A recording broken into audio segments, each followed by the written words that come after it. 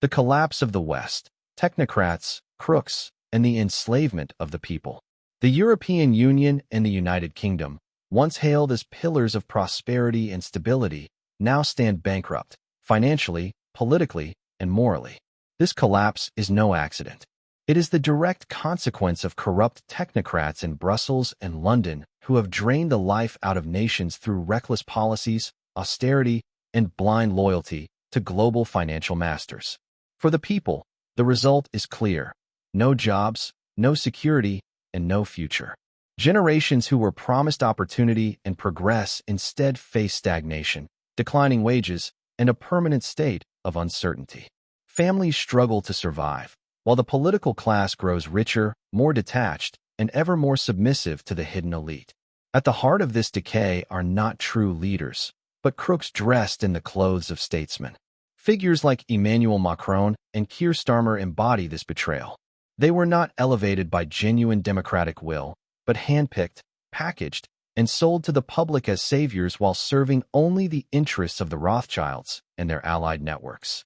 Their mission is not to build, but to dismantle, to hollow out the Western world so that the population becomes easier to control.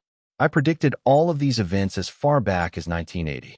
I am not Nostradamus, but when you see someone sawing off the branch they are sitting on, it is not difficult to predict their fall.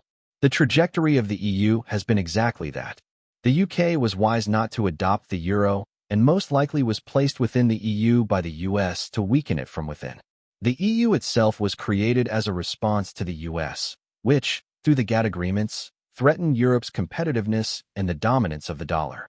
Europe has always struggled with overly bureaucratic administrations, where decision-making is slow and regulations are massive.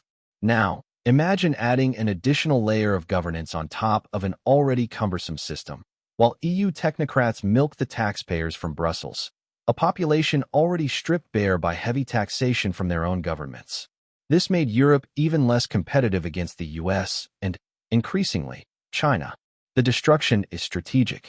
By collapsing the very foundations of Western society, its economies, its social contracts, and its sovereignty, these so-called leaders pave the way for a system in which the masses are viewed not as citizens, but as slaves.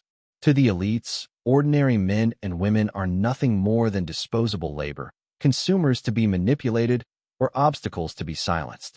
The Western world, once a beacon of liberty and innovation, now risks becoming a prison of despair. But history shows that when people are pushed to the brink, they eventually rise. The same forces that engineered the fall of Europe and the UK may soon find themselves facing a tide of resistance they cannot contain. The only solution for Europe to regain control of its nations and secure a future for its people is to dismantle the EU completely. The time has come to tear away the mask of democracy, expose the system for what it is, and allow the people to reclaim their sovereignty.